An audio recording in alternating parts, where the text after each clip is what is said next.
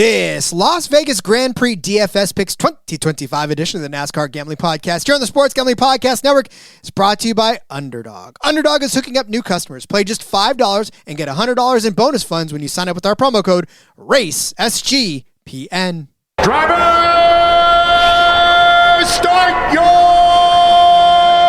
engine!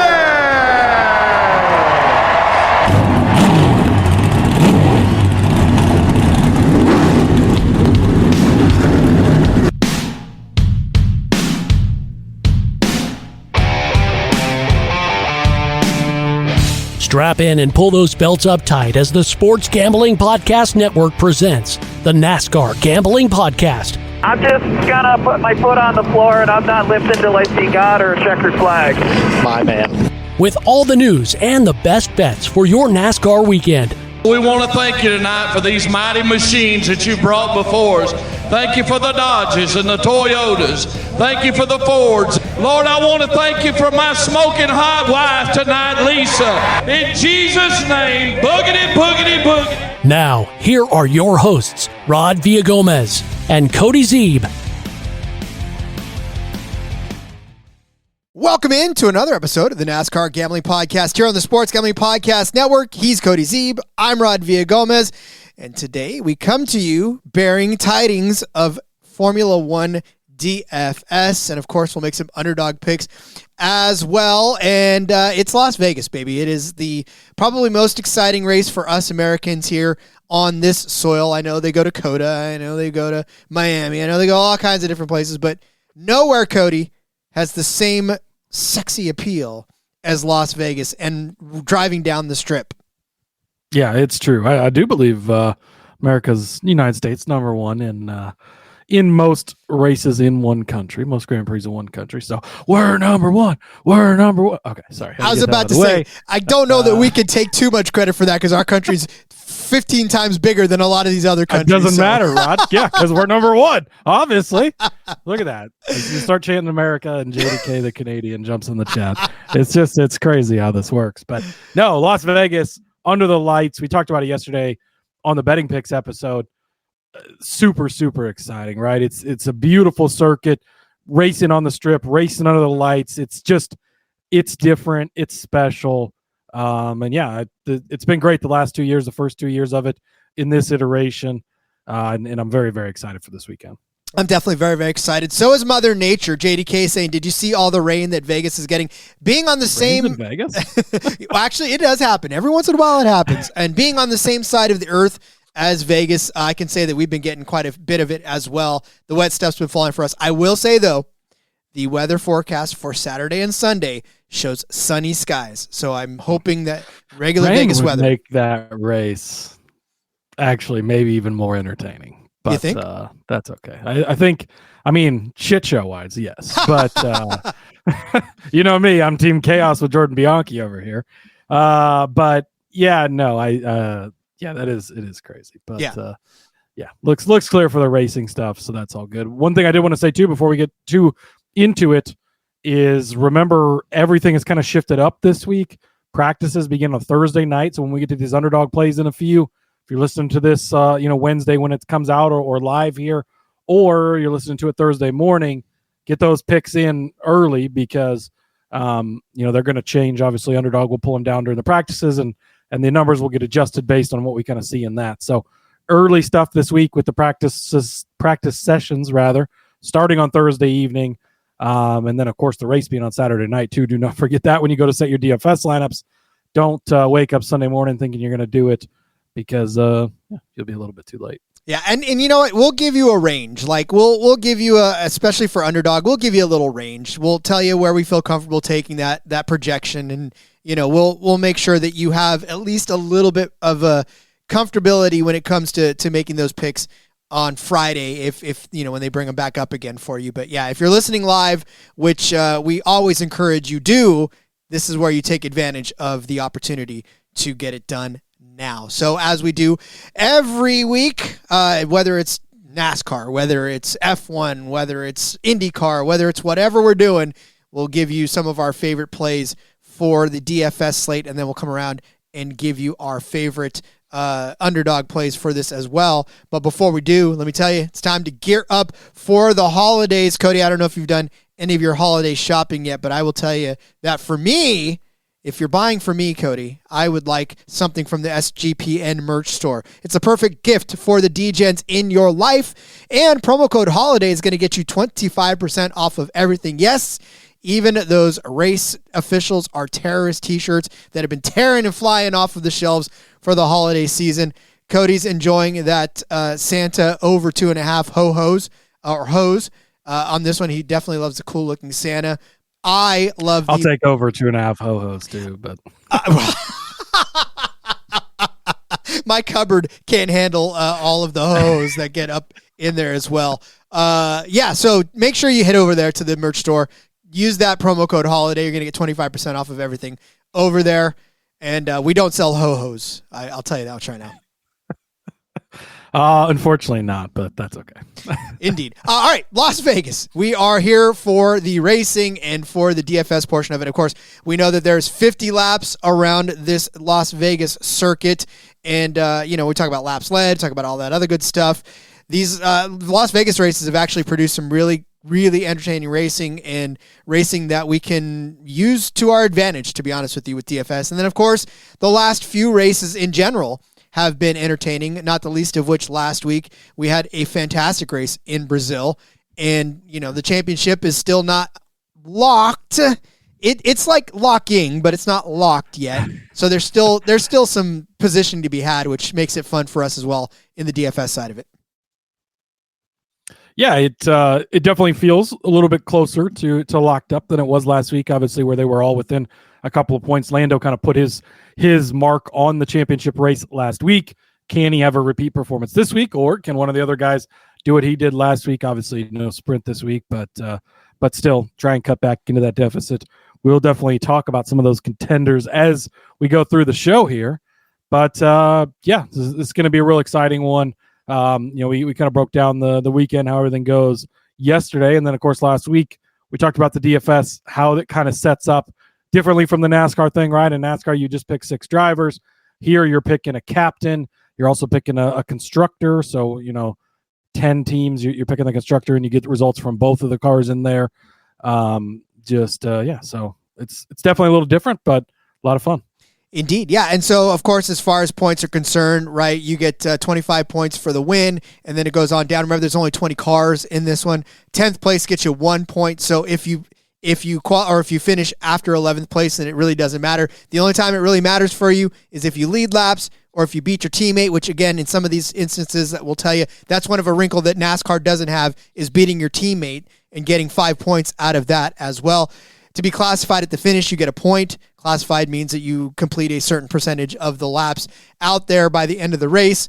And then you get grid position points, right? Not where we got place differential in NASCAR. You get grid position points for this one. If you finish 3 spots better than your initial start, you get 2 points. If you finish 5 spots better, you get 3. Max got you a ton of grid positions last week. Oh my God. He got you the max. A ton. I mean, going from the back of the field, obviously, to the front, being on the podium. And that's something that is completely rare. It doesn't happen much.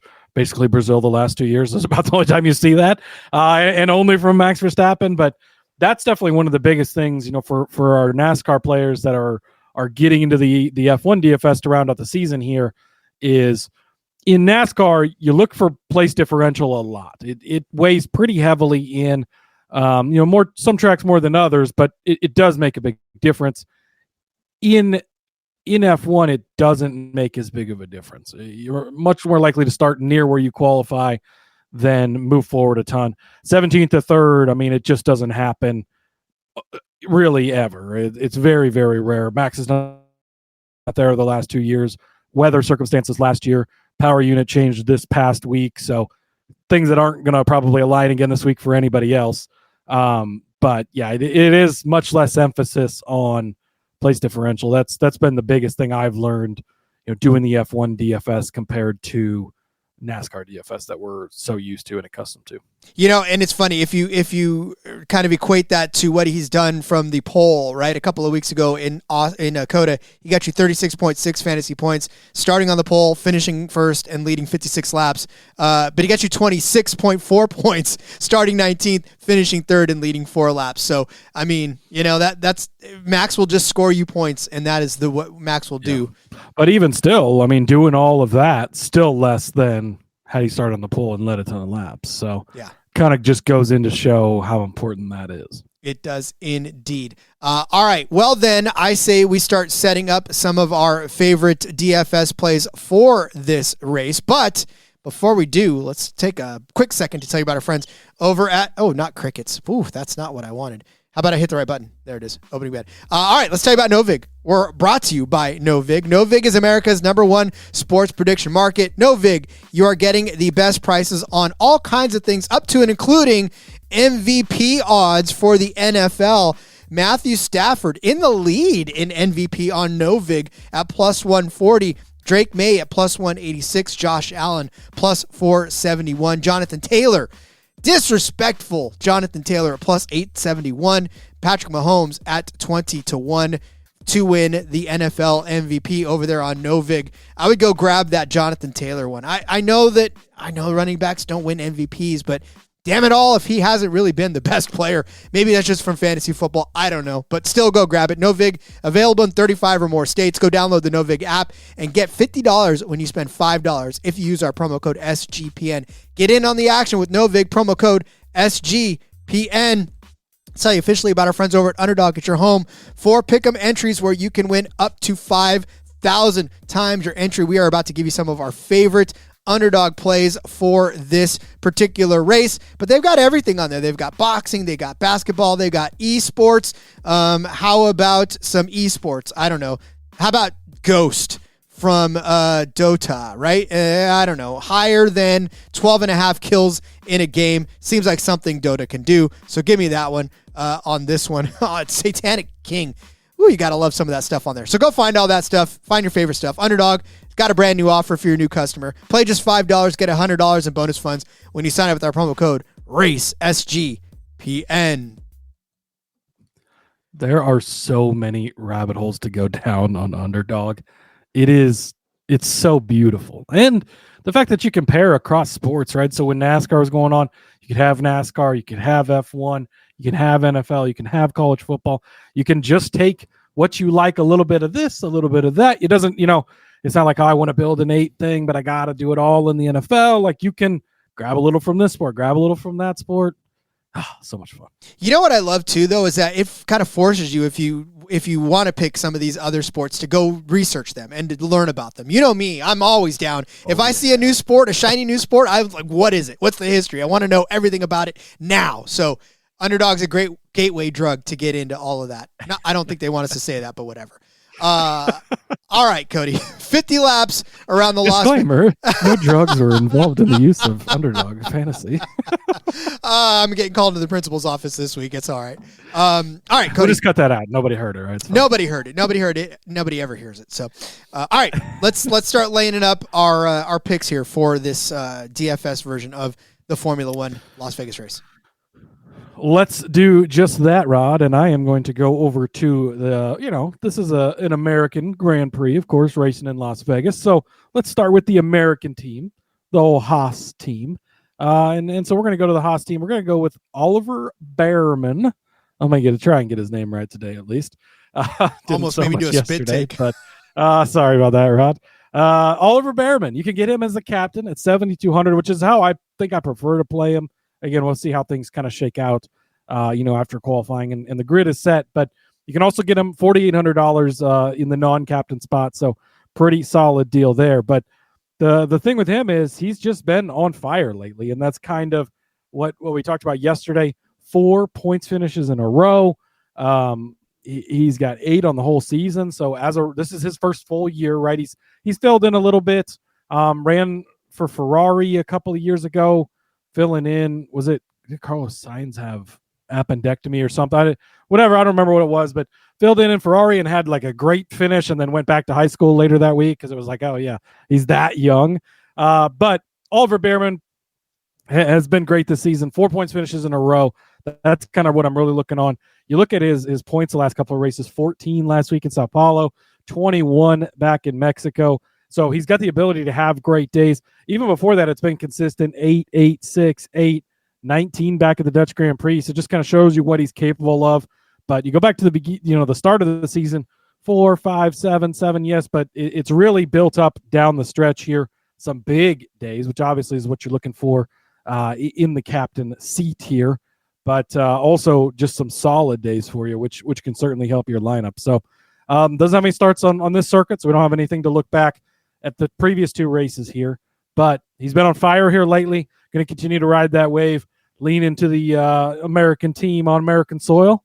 I like it. It worked out for him at Coda a couple of weeks ago, where he had a pretty solid day with the points finish there. So give me Oliver Behrman at $7,200 in that captain seat.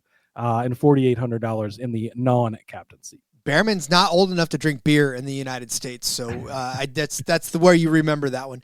No, listen, we talked yesterday about all of these rookies and how well they're doing this season, especially last week too. There was a lot represented in the points at the end of the race in Brazil, and you know, I don't know if it's just these guys are that good or the veterans are starting to tail off that much, but you know, I love what I'm seeing out of him right now, and Behrman's leading that charge along with the guy I'm going to bring up here in a second. Yeah, I think that the future of F1 is bright, and I think that this shows it, right? Is we've got this crop of young drivers that look really good, and I think the future of F1 is very, very bright. Going to have a new car next year. That's going to be another off-season topic we'll definitely talk about as we dive into championship odds for next year, but a lot of changes. Going to add an additional team, another American team with Cadillac joining the grid. So it'll be 22 drivers in each race, 11 constructors out there. That's going to change all the dynamics. Going to be crazy. But yeah, the future of F1 very bright in these young drivers' hands for sure. Welcome back, Checo, too, by the way. Driving for Cadillac. I'm excited about that one. All right. That's going to be fun. Yeah, it is. Speaking of rookies, let's turn our attention to one of my quickly favorite guys, and that's Kimi Antonelli, who is, I know everyone's looking, it's Andrea Kimi Antonelli. I get it, but we all call him Kimi.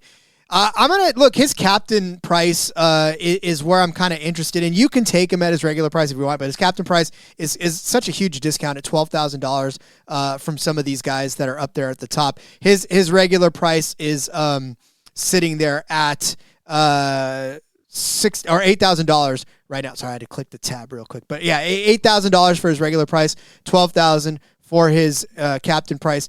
To put that in perspective, Lando Norris is sitting up there at $20,400 for his captain price.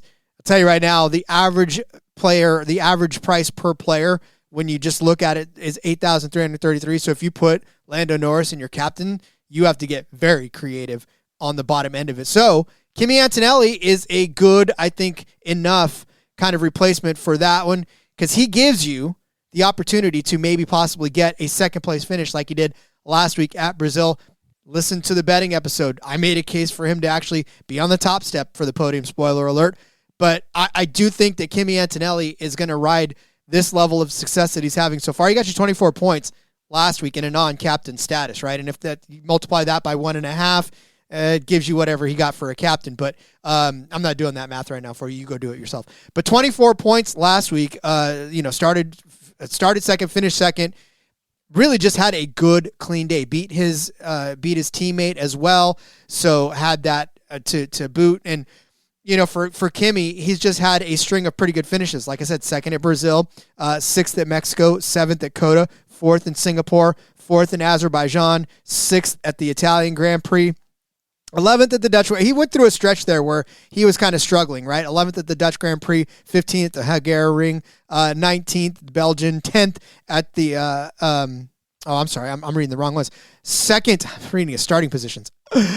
It's been a very long day. I just want you all to know that I've adulted too much today already, and here we are. So second at the second at Brazil, sixth at, so I'm still close. Second and sixth in the last two races, 13th before that, fifth, fourth, ninth, but still that stretch where he finished 16th, 10th, 16th, 16th, third at the Canadian Grand Prix, couple of 18th place finishes in Spain and in Monaco, and a 19th place at Romania.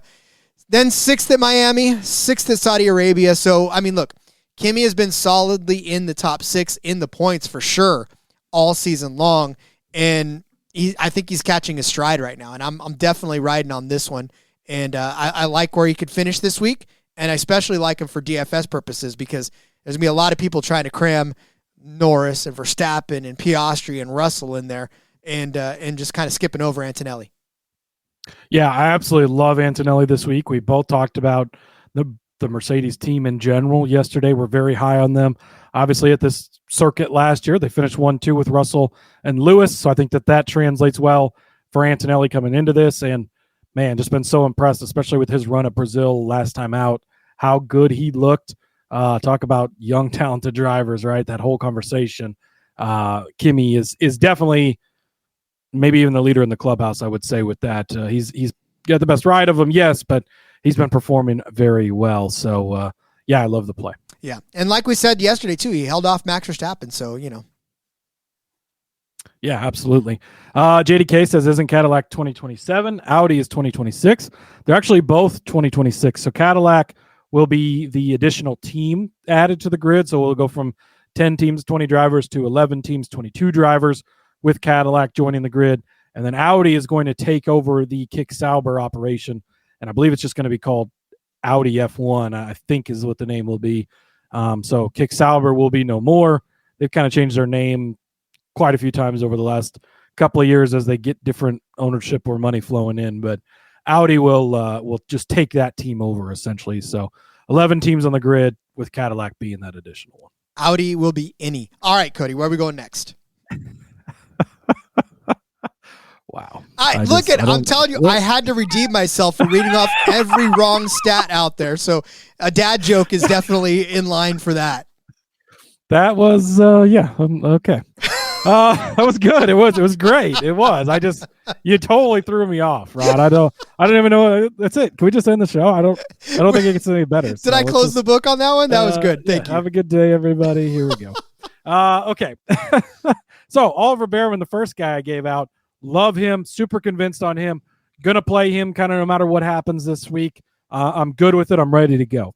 This guy is much more of a high risk with hopefully some reward, I guess, is kind of how I'm looking at it, right? And it's Yuki Tsunoda at $3,400. And it's very interesting because I'm probably not playing him in the captain role, especially because he's not going to beat his teammate. So you're missing out on those 5 extra points because he's not going to beat Max Verstappen. But you're getting a Red Bull car as the 3rd cheapest car on the grid.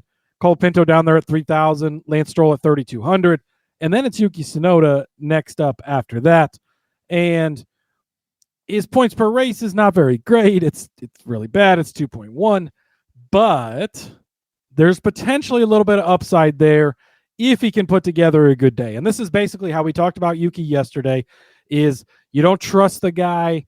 You don't necessarily love what he's been doing in this car, but there is some potential upside there. And if you can capitalize on it, in yesterday's scenario, it was cashing a decent sized bet, right? And in this scenario, it's separating yourself, being different, and maybe coming through with some stuff. So last time they were on U.S. soil back at Coda, he did score you 10 fantasy points, which at this price, being the 3rd cheapest guy on the board, when you're going to have to play some cheap guys, because that's just, there's no avoiding it in F1. I mean, you really do, just based on the condensed field, based on the format of how it's set up. But if you can get a day like that, that's solid. That's what you're looking for. Baku, a couple of races before that, 9 points. Even like 5 points in the Dutch Grand Prix is fine. Those are decent days. If something were to happen to Max, you get those 5 points, obviously, for beating him. Unlikely, right? But it is a possibility out there. So $3,400. He DNF'd here in the first race in 2023. Last year, the 9th place finish in the Racing Bulls car. So you like to see that. And Sergio Perez, who you just brought up, racing for Cadillac next year, was 3rd place last year, very fast in this race in the Red Bull car, in this particular Red Bull car. So, again, Red Bull has not been what they were last year, but we'll take what we can from it. It's not going to be a 3rd place run from Yuki. I don't see that happening. But, again, very hit and miss. 17th, 11th the last 2 races.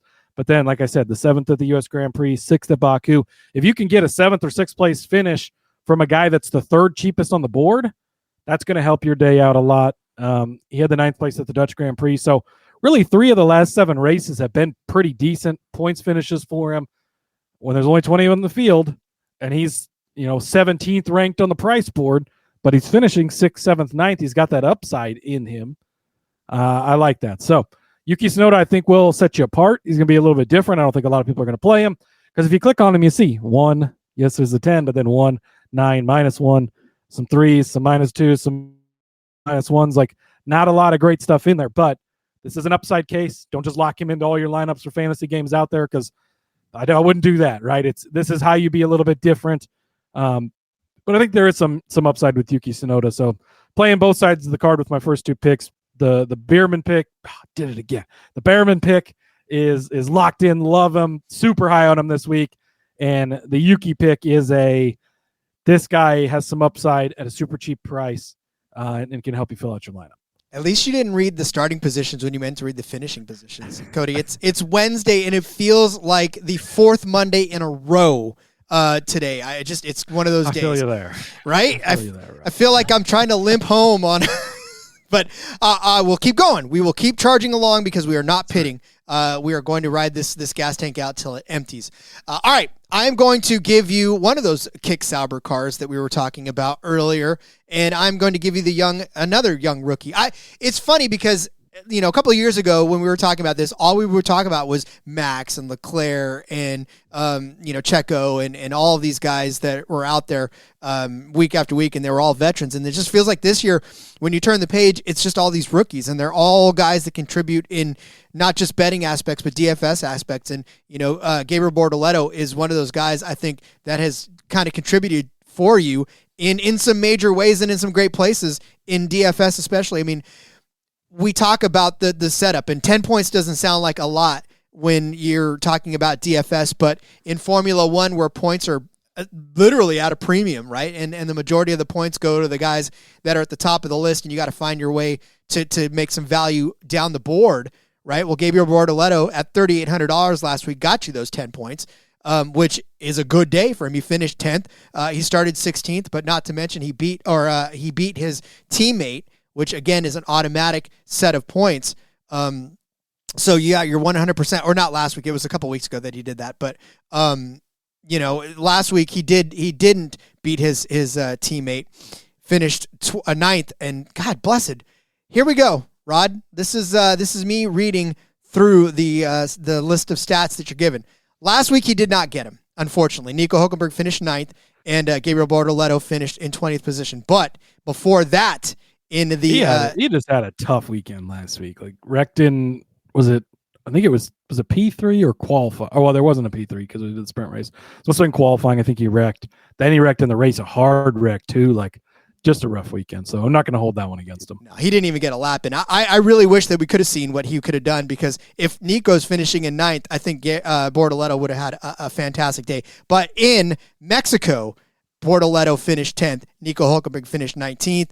So he did beat him there. A couple weeks ago before that in Coda, Gabriel Bortoleto finished 18th. Nico finished 8th. But the race before that, Gabriel got him by 3 positions, and then it was 5 positions in the 17th Grand Prix, and then Gabriel finished 8th a few weeks ago as well. So good, solid days for Bortoleto. 10 points, like I said, in Mexico, 1 point at Coda, 4 at Singapore, 6 at Azerbaijan, 10th at the Italian Grand Prix, 14th at the 14 points at the Hungaroring. Whereas you look at what Nico Hülkenberg has done over the course of that action, 8 points at Sao Paulo, -3 in Mexico, 12th at Coda. That's the one where I said he ended up getting him, but -2 at Singapore, 1 at Azerbaijan, 8 at the Dutch Grand Prix, 4th at the Hungarian Grand Prix, 1 in Belgium. So a really bad string of DFS days for Nico Hülkenberg. And of course, what that means for you is his teammate is having a better day because he's beating him. So I definitely think that Bortoleto, especially at $5,400, is going to be a very good addition to that's at the captain spot. But Bortoleto at $3,600 for the regular driver slot is a huge value for you. Yeah, I like it. No arguments from me. He's definitely shown some upside on a lesser team, I guess, if you want to go. The future Audi team, of course. But yeah, I like the play here. Yeah, Kick Sauber, like we said, out the door, Audi in. And, honestly, if you feel bad because Kick Sauber's gotten some flack over the last couple of seasons, but Bortoleto is such a good driver that, who knows what he could have done with that name, but we'll never know. Yeah, and hopefully Audi coming in, then they're just taking the team over, right? Which is the normal thing that happens in Red Bull or in F1 from time to time. But yeah, hopefully that influx of money will help, and go into the new car next year, could help as well, and hopefully they can continue to build on that. And Hülkenberg's had some great runs. He talked about the points finish last week. We talked about him on the betting show yesterday with another potential points finish this week. So good stuff out of that team. Indeed. All right, where is our last play for the day? Yes. Next up for me, we used to talk a lot about Max. We talked about the top of the board. We've not talked a lot in these last 2 weeks about Lando Norris because, well, betting wise, there's not a lot to talk about, and it's kind of just one of the obvious things. But wanted to bring it up here in case it's not obvious to you. And Lando Norris is currently the guy at the top of the board. He's the guy that's dominating things. You can get him for $13,600. It's really hard to put these guys in the captain spot. Generally, I try to go with one of the cheapest drivers in the captain spot because it opens up your options a little farther down the board. But even a guy like Antonelli is a great pivot option up there. But Lando Norris, $13,600. He is just really, really good. He's won the last 2 Grand Prix at Brazil and at Mexico. Started on the pole in both of those. Led 71 laps in Mexico. Led 59 laps in Brazil. Dominating days. 36.9 points, 38 points. But he's good just about every single week. Generally, so if he starts farther down on the grid, basically I would say if he doesn't start in the top 3 or 4, you don't play him. But if he does start in the top 3, that's when he kind of just needs to get locked into your lineup because he shows up and has great days. As I mentioned, the kind of domination the last couple of weeks. Singapore, 21 points, started in 5th, only got up to 3rd. Baku, 7th, started in 7th, finished in 7th, so it's only 12 points. That's going to kill you at this price range, only getting 12 points. You go back to Italy, started in 2nd, finished in 2nd, led 11 laps, 28 points. The Dutch Grand Prix was kind of his one. He started well there in 2nd place, but finished 18th after getting caught up in it. But he's been really solid play week to week. He's the guy right now. We talked about how the points has gotten a little bit spread out now, right? He's the guy that's taken it and run away with it. Won the sprint last week, won the Grand Prix as well. Max pointed on the day and has built that lead. Now he needs to go out and protect it. And he's been one of the best. I mean, he's got 7 wins in the season. So it's been a great year for Lando Norris. So give me Lando Norris, the guy we've not talked about a lot, but really, if you're listening to him, he's at the top of the sport right now, top of the standings, $13,600.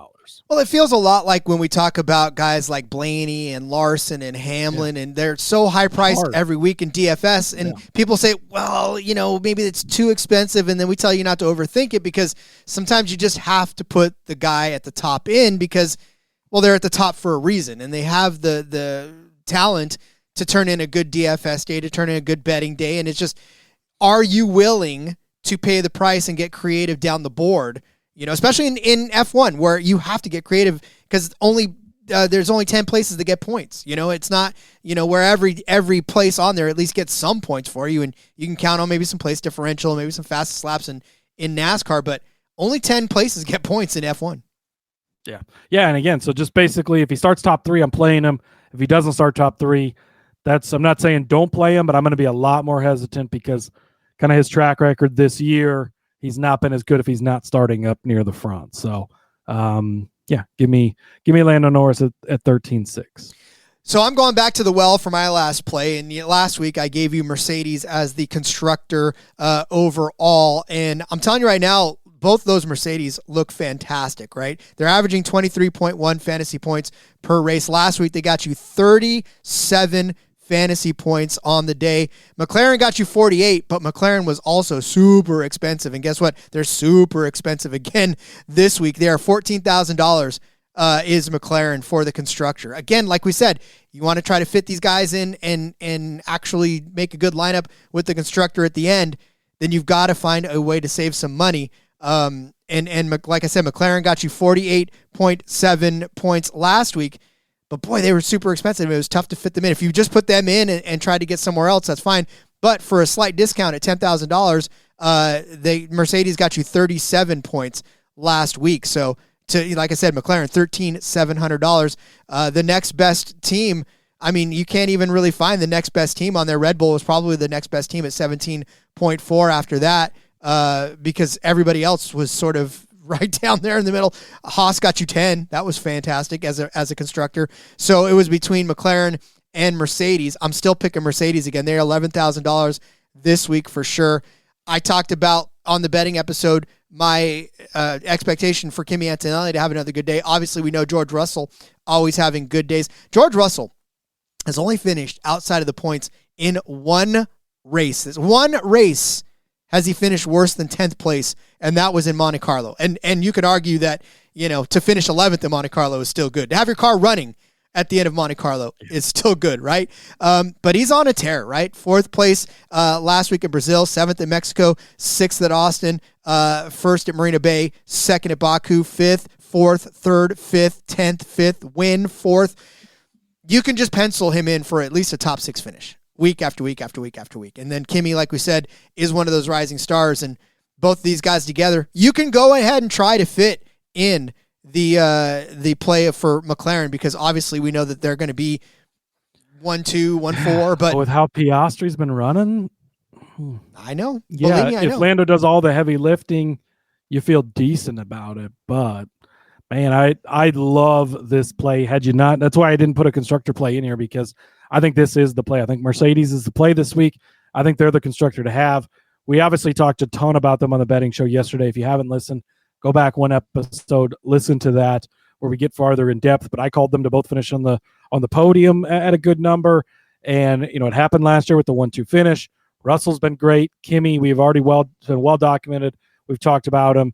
He's been great as well. So I'm expecting a big weekend from Mercedes and love playing them in the Constructors spot this week, especially when you look at the rest of them. And, McLaren, yeah, Lando can do the heavy lifting, but Oscar's kind of not held up his part lately. They could go off any week, but very expensive. Red Bull, you got Max, but like we mentioned, Yuki's just not pulling his own weight for the most part. And then Ferrari, I made a ceiling case for Lewis yesterday, but he's also not been pulling his own weight over there in the Ferrari camp. So, with Mercedes, you're getting 2 all-star studs that are going to go out and perform, and the price is right, I believe. I believe it as well. All right, get out your pen and paper. Time to go over our DFS plays for this Las Vegas Grand Prix. Cody started you off with Ollie Beerman. Behrman at 7th. I just do it all the time now. Ollie Behrman, $7,200 or $7,200 for the captain, $4,800 for the regular driver price. I said Kimi. Just put him in your captain seat and don't even worry about it. $12,000 for him in the captain seat. Cody gave you Yuki Tsunoda at $3,400 as another driver. I said Gabriel Bortoleto at $3,600 was my driver there. And then Cody gave you Lando Norris, $13,600 for him. And I said Mercedes as the Constructor at $11,000 for me. All right, we got Underdog fantasy plays to get to on the other side of this break. But allow me to tell you. And real quick, too, you can. That lineup would be valid if you put it in. Ooh. I did put Antonelli in the captain spot, and you still have $1,600 left over. So Antonelli in the captain spot, Beerman, Bortoleto, Norris, Tsunoda, and Mercedes as your Constructor. It's not a bad lineup. Obviously, we don't have all the info. We haven't seen practice. We haven't seen qualifying. But it's a good base to build with. Some good guys, obviously. Maybe you trade up in the Tsunoda spot. That's probably the ideal thing, unless you're playing for that ceiling, right? So, I like it. It worked out nicely. We're not playing that way. We're just kind of giving 3 picks that we wanted to highlight, but they do fit in there, and I feel like it's a pretty decent lineup going into the weekend at least. I didn't know that it all fit so good. There you go. There's your free lineup for you if you're into that kind of thing. So, that's what she said, Rob. We'll come back with some. Audi is innie. We'll come back with some plays. But first, let's tell you about our friends over at Rhythm. Rhythm is crushing it in college football, NFL, and they just added the NBA. Rhythm is also giving away weekly cash prizes just for tracking your bets in the app. Track 5 bets of the same type from any model you build. You can win $1,000. Use promo code SGPN25 when you download the Rhythm app for 25% off of your first month. Download Rhythm and use promo code SGPN25. Told you earlier about Underdog Fantasy. The premise is simple. They give you some fantasy finishing projections, some the places where they think they're going to finish, and then you just choose whether or not you think they're going to finish higher than or lower than. Again, thank you for the verbiage, Underdog Fantasy. Better or worse was always a not something I wanted to try to figure out, but yes, better or higher than, lower than, better than, worse than these finishing positions. And yeah, you just go from there. I absolutely love it. We've got a couple of good ones for you to roll with. Yeah, again, toss in with your favorite NFL plays this week. Toss in with some college football, with some crazy off-the-wall sports that Rod's going to have you covered on. Whatever the case is, you love it. My plays are super simple. They're already guys we've talked about, so I don't need to go big into it. But the beer man himself, Oliver Bearman, better than 10.5. He's got 4 points finishes in a row, 7 on the season. 12 times this year he's been top 11. Again, a points finish is top 10, so he's been right there. I love it. I'm in love with this kid. He's been on fire. Let's keep the iron in the fire while it's hot. Oliver Bearman, better than 10.5. I don't have anything further. I'll rest my case on how fucking good this kid's lately, Rod.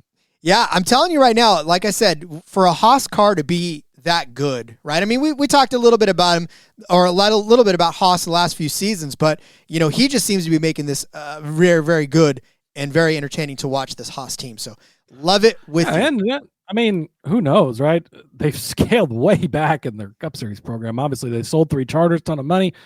Maybe Gene reinvested some of that money over into the F1 side. I mean, yes, they have the cost spending cap and all that, but still, there's ways to use that money over there. So maybe they have, and maybe that's part of why we're seeing this great run by the rookie. And I think the talent just is there, honestly. I agree. All right, speaking of talent, Carlos Sainz has it. Maybe this Williams car does not necessarily have it as well.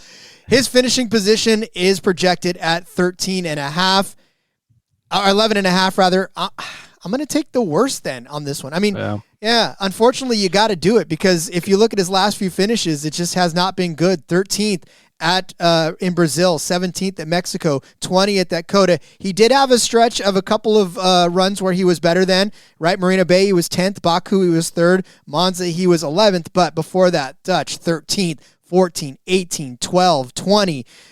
Just ever since Spielberg, it just has not been good for him. Canada was good, all right. He got a 10th place finish there. But again, his average finish this year, 12.9, which is definitely already worse than 11.5. And it doesn't feel like Carlos Sainz has been able to be consistent enough and I guess comfortable enough in this Williams equipment to keep it as a points contending car week after week after week after week. And then, Cody, we talked about it even yesterday too, and we're talking about all these rookies that are popping up and occupying. There were 7 different teams represented in the top 10 at Brazil, right? It is very difficult nowadays to score a points finish with all of these hungry rookies and all of these guys who are finding themselves week after week in points battles.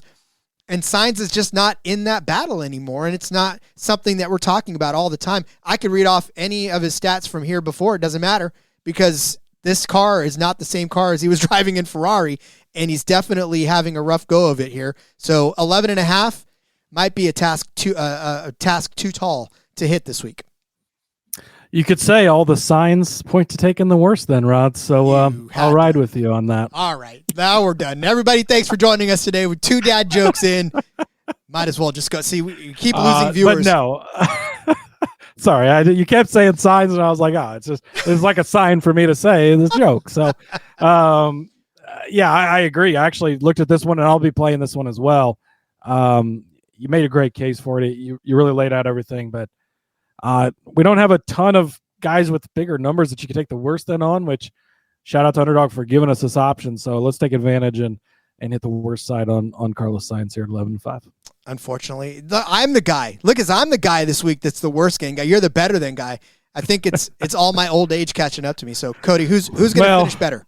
In your defense, you probably would have played this one, but I beat you to the duck. For the underdog picks, Kimi Antonelli, all in, better than 3.5. I made the case yesterday for both of these Mercedes to find their way onto the podium. I think we're in for a Mercedes week. I think we're in for a Kimi week. You called him as an outright yesterday on the show. I agree with you. I think this could be the week where we see the kid shine.